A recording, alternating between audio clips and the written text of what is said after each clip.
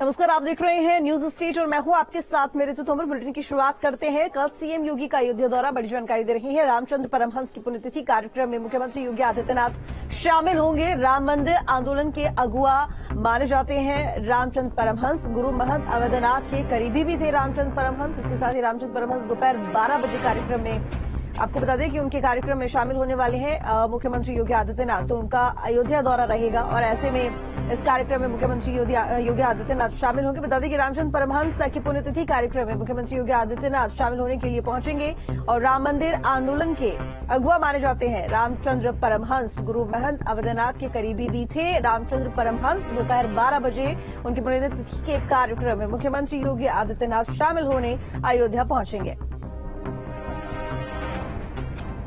तो कल दोपहर 12 बजे के कार्यक्रम में मुख्यमंत्री योगी शामिल होंगे। इसके साथ ही जाहिर तौर पर जो मंदिर का निर्माण काम चल रहा है उसको लेकर भी वो निरीक्षण करेंगे। इसके साथ ही अधिकारियों को दिशा निर्देश। ये जो तस्वीरें आप देख रहे हैं मंदिर निर्माण के कार्य की ही है। रामलला के दर्शन और पूजन भी करने वाले हैं मुख्यमंत्री योगी आदित्यनाथ। तो सीएम योगी शनिवार को अयोध्या के दौरे पर रहेंगे। सीएम योगी दिगंबर अखाड़े में रामचंद्र परमहंस की पुण्यतिथि कार्यक्रम में शामिल होंगे। सीएम योगी अधिकारियों के साथ अयोध्या के विकास को लेकर बैठक करेंगे। सीएम योगी महंत नृत्य गोपाल दास भी उनसे मुलाकात करेंगे।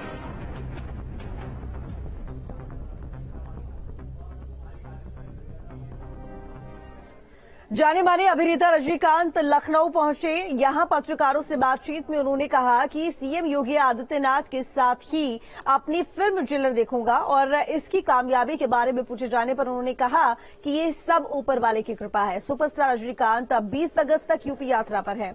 इस दौरान वे अयोध्या, काशी और मथुरा के मंदिरों में भगवान के दर्शन करेंगे।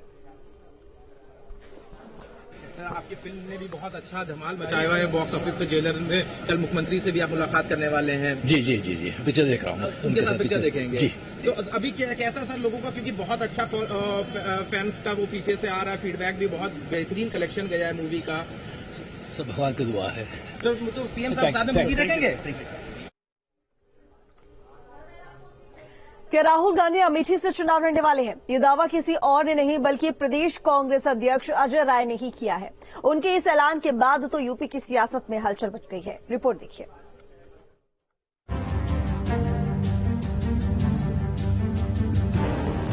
राहुल गांधी अमेठी से लड़ेंगे। यूपी में कांग्रेस के नए बॉस बने अजय राय के इस बयान ने यूपी की राजनीति में हलचल बढ़ा दी है। वैसे तो ये चर्चाएं तभी तेज हो गई थी जब राहुल गांधी की सदस्यता वापस हुई थी। हालांकि अब कांग्रेस के प्रदेश अध्यक्ष के ऐलान के बाद अब तय हो गया है कि अमेठी से स्मृति ईरानी की राह आसान नहीं होगी। अजय राय ने राहुल गांधी का अमेठी से चुनाव लड़ने का ऐलान तो किया, साथ में ये भी बता दिया कि इस बार के लोकसभा चुनाव में प्रियंका गांधी के चुनाव लड़ने की इच्छा हुई तो पार्टी कार्यकर्ता उन्हें जुटाने के लिए जी जान लगा देंगे। बिल्कुल राहुल गांधी अमेठी से लड़ेंगे। अमेठी के लोग यहाँ आए हैं और जहां से प्रियंका गांधी जी की इच्छा बनारस अगर होगी, हमारा एक एक कार्यकर्ता उनके लिए जान लड़ा देगा। अब स्मृति ईरानी खुदे बौखला गई हैं। 13 रुपए किलो में चीनी दिलवा रही थी, दिलवा पाई? उनसे पूछिए। 13 रुपए किलो में हमारे लोग आए अमेठी के, उनसे पूछिए। कहा था कि 13 रुपए में आपको चीनी मिलेगा और कमल का बटन दबाइए, और 13 रुपए का चीनी कहाँ गया? जनता को जवाब दीजिए। दरअसल अमेठी कांग्रेस की परंपरागत सीट थी, लेकिन 2019 में लोकसभा चुनाव में स्मृति ईरानी ने राहुल गांधी को मात दे दी थी। देखिए, कांग्रेस के नवनियुक्त अध्यक्ष अजय राय जी ने कहा कि राहुल गांधी अमेठी से ही चुनाव लड़ेंगे। इसके पहले भी अमेठी से ही लड़े थे और स्मृति ईरानी जी द्वारा हरा दिए गए। ये सही है कि इस बार भी जनता उन्हें अमेठी से पराजित करने का काम करेगी। बल्कि मैं तो ये कह सकता हूँ कि इस बार रायबरेली भी कांग्रेस हारेगी। इस सीट से राहुल गांधी 3 बार सांसद चुने गए थे, लेकिन 2019 में बदली हवा में कांग्रेस के किले में सेंध लग गई थी। अजय राय जी ने राहुल गांधी जी को जो अमेठी से लड़ने की बात कही है, निश्चित रूप से अमेठी का जन जन पहले से उसकी तैयारी कर रहा है। अमेठी के लोग राहुल गांधी जी को अपना परिवार मानते हैं और राहुल गांधी जी अमेठी के लोग अपना परिवार मानते हैं। अमेठी इस बार राहुल गांधी जी को रिकॉर्ड मतों से जिताकर अपनी बूथ सुधारना चाहती है। राहुल गांधी की राजनीतिक पारी की शुरुआत अमेठी से हुई। 2004 में राहुल अमेठी से पहली बार संसद पहुंचे। 2009-2014 में उन्होंने आसानी से जीत दर्ज की। 2014 आते आते बीजेपी ने अमेठी को टारगेट करना शुरू किया। समाजवादी पार्टी ने हमेशा से अमेठी और रायबरेली की सीट को कांग्रेस के लिए छोड़ा है। आदरणीय राहुल गांधी जी अमेठी से चुनाव लड़ते आए हैं, इस बार भी वो अमेठी से चुनाव लड़ेंगे। समाजवादी पार्टी और पूरा इंडिया गठबंधन अपने सारे प्रत्याशियों के साथ है। आदरणीय राहुल गांधी जी को भी अमेठी से लोकसभा भेजने की जिम्मेदारी सभी गठबंधन साथियों की है। समाजवादी पार्टी अपने गठबंधन धर्म को निभाने का काम करेगी। 2014 में स्मृति ईरानी को राहुल गांधी के सामने चुनावी मैदान में उतारा गया। पहले चुनाव में स्मृति ईरानी अच्छा प्रदर्शन तो किया, लेकिन राहुल गांधी आसानी से चुनाव जीत गए। लेकिन इस हार के बाद भी केंद्र की मोदी सरकार में स्मृति ईरानी मंत्री बनाई गई। वो राज्यसभा सदस्य बनी, लेकिन अमेठी उन्होंने नहीं छोड़ा। स्मृति ईरानी के लगातार जनसंपर्क और बीजेपी की जमीन पर कांग्रेस के खिलाफ रणनीति के चलते ही कहीं न कहीं गांधी परिवार के आभास हो गया कि सीट हाथ से जा सकती है। और शायद इसी वजह से 2019 के लोकसभा चुनाव में राहुल गांधी ने पहली बार 2 लोकसभा सीटों से पर्चा दाखिल किया। कांग्रेस को जिसकी आशंका थी, हुआ भी वही। राहुल गांधी वायनाड से तो जीत गए, लेकिन अमेठी में उन्हें पहली बार हार का सामना करना पड़ा। और अब 24 के चुनाव में फिर से एक बार अमेठी में राहुल गांधी और स्मृति ईरानी के बीच सियासी टक्कर हो सकती है। Team news state. Ajay Rai के राहुल गांधी से चुनाव लड़ने के बयान के बाद अमेठी में घमासान तेज हो गया है। अजय राय के बयान पर बीजेपी के मीडिया प्रभारी चंद्रमौली सिंह ने पलटवार किया है। उन्होंने कहा कि अमेठी की जनता स्मृति ईरानी को सांसद बनाएगी। वहीं कांग्रेस प्रवक्ता अनिल सिंह ने कहा कि राहुल गांधी का अमेठी से है 3 पीढ़ियों का नाता। अमेठी की जनता राहुल गांधी को चुनाव जिताएगी। अब आज अमेठी में स्मृति वर्सेस कोई नहीं है। जिस प्रकार से दीदी जी ने 2014 से लेकर के 9 वर्ष हो गया यहाँ की सेवा करते हुए, चाहे कोरोना काल देखा होगा, यहाँ के लोगों को लोग भी परेशान हुए, उनको सैनिटाइजर, मास्क कई माध्यमों से यहाँ की सेवा की। और जिनके परिवार से कोई खोया है उनको गले लगा करके उनके दुख को भी बांटने का काम किया है। आज वो परिवार की सदस्य हो गई हैं। अमेठी उनको अपना चुका है, अपनी बहन बोल चुका है, अपनी दीदी बोल चुका है। राहुल गांधी जी हर समय हर सुख दुख में कोरोना जैसे महामारी में राहुल गांधी ने जन जन तक, यहाँ तक कि जो अमेठी के आसपास के लोग थे, अमेठी ही नहीं आसपास के लोगों के लिए, जो गुजरात, महाराष्ट्र, आंध्र प्रदेश जहाँ भी बाहर काम कर रहे थे, उन लोगों को लाने के लिए सब राशन हर चीज़ की व्यवस्था राहुल गांधी ने किया। और राहुल गांधी का 3 पीढ़ियों का रिश्ता अमेठी से। राहुल गांधी चुनाव लड़ेंगे और स्मृति ईरानी बुरी तरीके से चुनाव यहाँ आएंगे, उनकी जमानत रखी जाएगी। हापुड़ से बड़ी खबर है, जहां पर अवैध प्लॉटिंग पर गर्जा बुलडोजर। अवैध प्लॉटिंग पर प्राधिकरण की बुलडोजर की कार्रवाई। अलग अलग 9 जगहों पर ये कार्रवाई की गई है। प्राधिकरण की कार्रवाई से भू माफिया में हड़कंप मचा हुआ है। तो बड़ी खबर आपको बता रही है हापुड़ से, जहां पर अवैध प्लॉटिंग पर गर्जा बुलडोजर। अवैध प्लॉटिंग पर प्राधिकरण की ये बड़ी कार्रवाई, बुलडोजर की कार्रवाई की गई है। इसके साथ ही अलग अलग 9 जगहों पर ये कार्रवाई हुई है। प्राधिकरण की कार्रवाई से भू माफियाओं में हड़कंप मचा हुआ है। अवैध प्लॉटिंग की जा रही थी और इसके बाद इस कॉलोनी में इस अवैध प्लॉटिंग पर बुलडोजर की कार्रवाई की गई है। तो प्रशासन का पीला पंजा इस अवैध प्लॉटिंग पर चला। और बता दें कि इस कार्रवाई के बाद से भू माफिया में हड़कंप मचा हुआ है। मुरादाबाद से बड़ी खबर है, जहां पर मरीज की मौत के बाद हंगामा। परिजनों ने अस्पताल में तोड़फोड़ की है। हालत बिगड़ने के बाद भर्ती कराया था। बजोला थाना क्षेत्र का ये पूरा मामला है, जिस पूरे मामले को लेकर जो परिजन है उन्होंने अस्पताल में हंगामा किया है। तो मुरादाबाद से बड़ी खबर है, जहां पर मरीज की मौत के बाद हंगामा और परिजनों ने अस्पताल में तोड़फोड़ की। हालत बिगड़ने के बाद भर्ती कराया गया था और बजोला थाना क्षेत्र का ये पूरा मामला बताया जा रहा है, जहां पर परिजनों ने नाराजगी जाहिर करते हुए अस्पताल में तोड़फोड़ कर दी है। तो मरीज की मौत के बाद परिजनों ने यह हंगामा किया।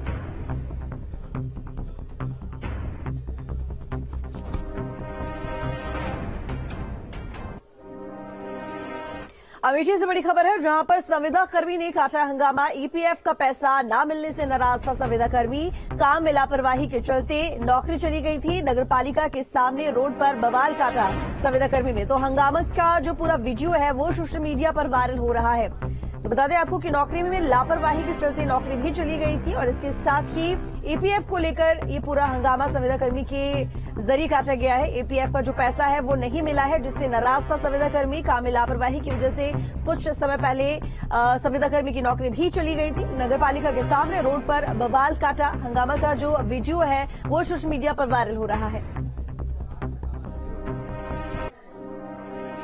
अलीगढ़ से बड़ी खबर है, जहां पर नाराज डॉक्टर्स ने मोर्चा निकाला है। मरीज के तीमारदारों ने डॉक्टर से अभद्रता की थी। आरोपियों की गिरफ्तारी नहीं होने से डॉक्टर नाराज थे। जूनियर डॉक्टर से अभद्रता की गई थी। एएमयू प्रशासन ने डॉक्टरों को सुरक्षा का आश्वासन दिया था। तो अलीगढ़ से बड़ी खबर, जहां पर डॉक्टर्स नाराज और इसके साथ ही उन्होंने मोर्चा निकाला है। मरीज के तीमारदारों ने डॉक्टर से अभद्रता की थी, जिसके बाद नाराजगी में मोर्चा निकाला गया। आरोपियों की गिरफ्तारी नहीं होने से डॉक्टर नाराज। जूनियर डॉक्टर से अभद्रता की गई थी। एएमयू प्रशासन ने डॉक्टरों को सुरक्षा का आश्वासन भी दिया था। वाराणसी में 3 दिवसीय जागरण फिल्म फेस्टिवल की शुरुआत हो चुकी है। दुनिया के सबसे बड़े ट्रैवलिंग जागरण फिल्म फेस्टिवल का 11वां संस्करण 11 राज्य के 18 शहरों में हो रहा है और इसी कड़ी में वाराणसी में सूबे के मंत्री रविंद्र जायसवाल ने फिल्म फेस्टिवल का शुभारंभ किया है। 3 दिवसीय फिल्म फेस्टिवल में कई फिल्मों का प्रदर्शन किया जाएगा। जागरण फिल्म फेस्टिवल में निर्देशक मनीष तिवारी भी मौजूद रहे। और जो वर्तमान का जो फिल्म का दौर है वह आजकल एक्चुअल घटनाएं पर भी हो रही हैं। कभी जमाने में संगीत और साहित्य का इसमें रोल था, लेकिन अब जो एक्चुअल घटना है उस पर आ गया है। और यह जो कई हजार फिल्मों में छाट करके वह फिल्म जो पर्दे पर नहीं आ पाई है उनको फिल्टर करके ले आ रहे समाज के सामने, यह बहुत बड़ा उनका जागरण का एक मिशन के रूप में काम कर रहे हैं।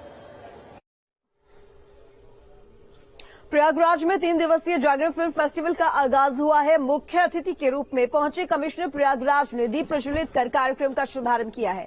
इस मौके पर मशहूर फिल्म व थिएटर एक्टर के मेनन और निर्माता निर्देशक सुधांशु शर्मा के साथ कार्यक्रम में मौजूद रहे। जागरण फिल्म फेस्टिवल में पहले दिन सुधांशु शर्मा की फिल्म लव ऑल का प्रदर्शन किया गया। 3 दिवसीय जागरण फिल्म फेस्टिवल का आयोजन 11 राज्यों के 18 शहरों में हो रहा है।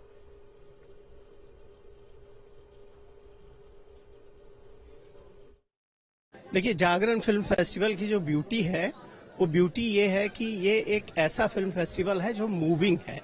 वरना आपने देखा होगा कि हम अगर फिल्म फेस्टिवल्स की बात करें तो पहला नाम हमारे दिमाग में आईफा आता है, लेकिन वो एक स्पेसिफिक जगह होता है।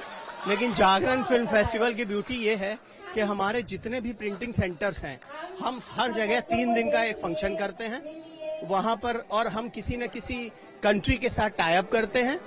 उनकी फिल्म भी चलाते हैं, इंग्लिश फिल्म चलाते हैं, शॉर्ट फिल्म चलाते हैं, और किसी न किसी टॉपिक पर बेस्ड फिल्म होती हैं। हिंदी मीडियम से पढ़ाई करने वाले छात्रों को मेडिकल की पढ़ाई में अब दिक्कत नहीं होने वाली है। दरअसल मेरठ के LLRM कॉलेज में हिंदी में MBBS की पढ़ाई हो रही है। देखिए रिपोर्ट।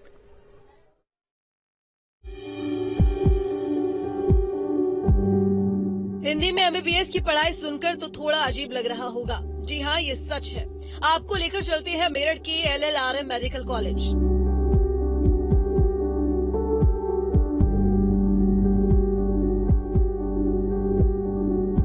यहाँ पर MBBS के फर्स्ट ईयर बच्चों की एनाटॉमी क्लास चल रही है,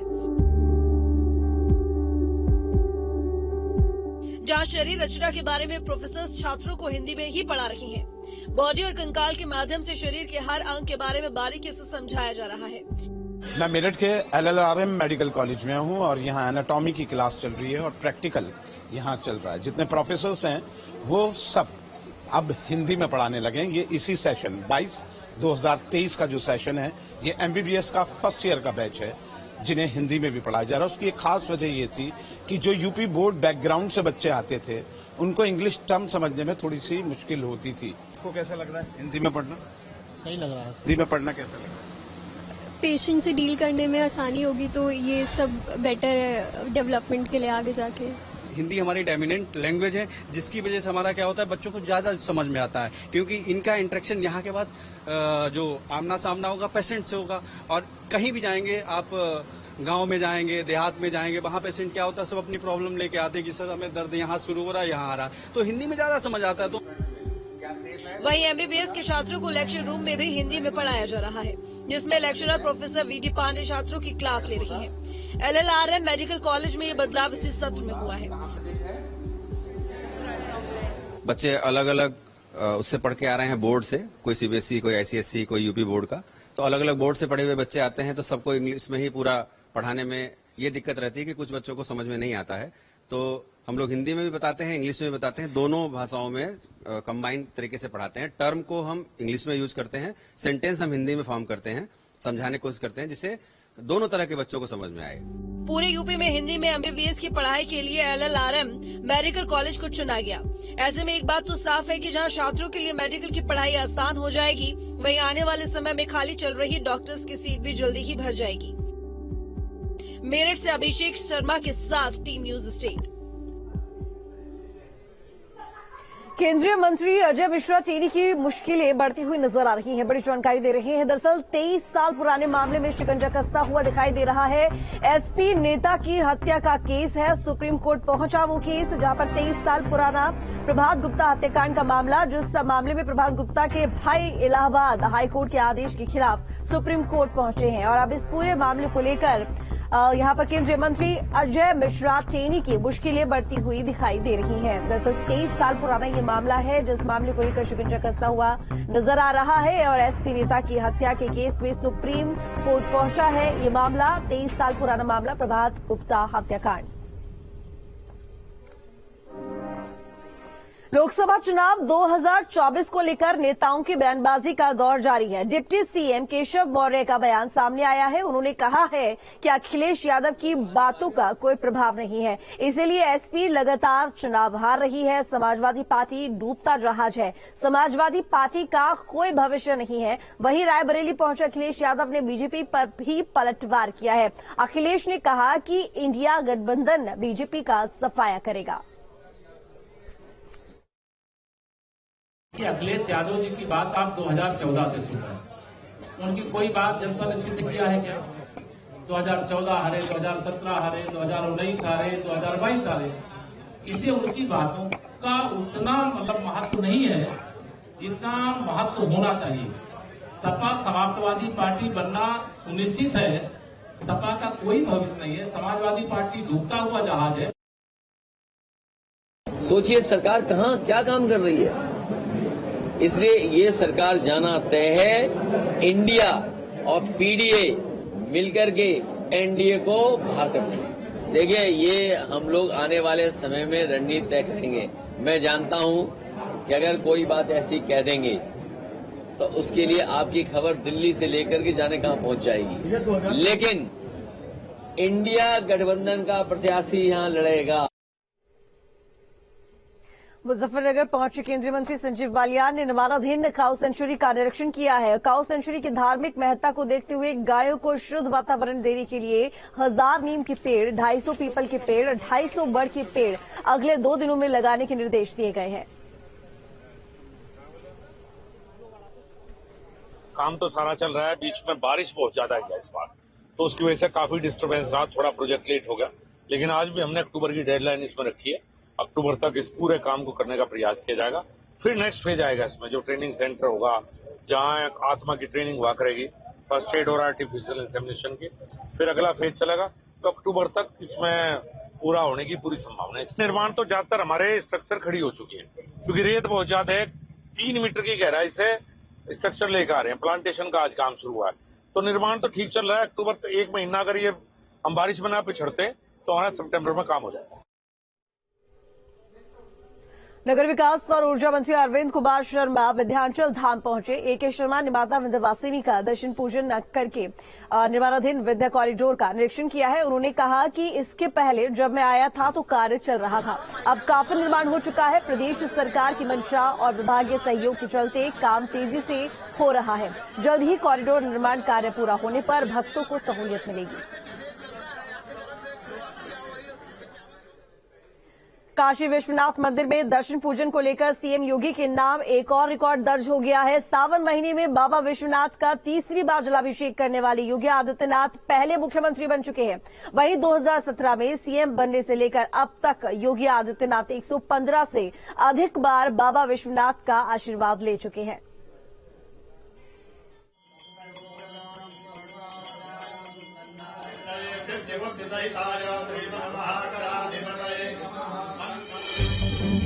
योगी के नाम अनोखा रिकॉर्ड।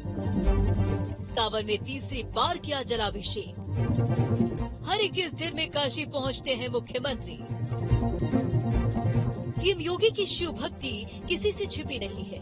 सावन का महीना हो या फिर कोई और, भोलेनाथ की नगरी हो या फिर गृह नगरी गोरखपुर, हर बार अपने दौरे के दौरान सीएम योगी देवों के देव महादेव का आशीर्वाद देना नहीं भूलते। बात बाबा विश्वनाथ की नगरी काशी की करें तो इसको लेकर सीएम योगी के नाम एक अनोखा रिकॉर्ड बन गया है। 100 से अधिक बार बाबा विश्वनाथ के दर्शन पूजन करने वाले वो पहले मुख्यमंत्री बन गए हैं। 12 ज्योतिर्लिंगों में ये प्रमुख एवं प्रथम ज्योतिर्लिंग है जिनके दर्शन मात्र से सभी पापों का निवारण होता है। और जब ऐसा कहा गया कि जैसा राजा वैसा प्रजा, जब राजा हमारा धर्मनिष्ठ हो तो प्रजा भी धर्मनिष्ठ होगी। इतिहास उठाकर देख लीजिए, आजादी के पहले से लेके आज तक देख लीजिए, ऐसा कोई मुख्यमंत्री नहीं होगा जो कि इतनी बार ज्योतिर्लिंग का दर्शन किया हो। यही काशी नहीं, अन्य भी जगह भगवान राम, चाहे राम मंदिर या अयोध्या में हो, चाहे कृष्ण जन्मभूमि हो, सभी जगह वो जहाँ भी जाते हैं, किसी भी प्रदेश के दौरे पे जाते हैं तो वहाँ के जो प्राचीन मंदिर हैं वहाँ पर जरूर मत्था टेकते हैं और जरूर दर्शन करते हैं। 12 ज्योतिर्लिंगों में से प्रधान ज्योतिर्लिंग बाबा विश्वनाथ हैं। इनके मात्र दर्शन से ही सभी मनोकामनाओं की पूर्ति हो जाती है।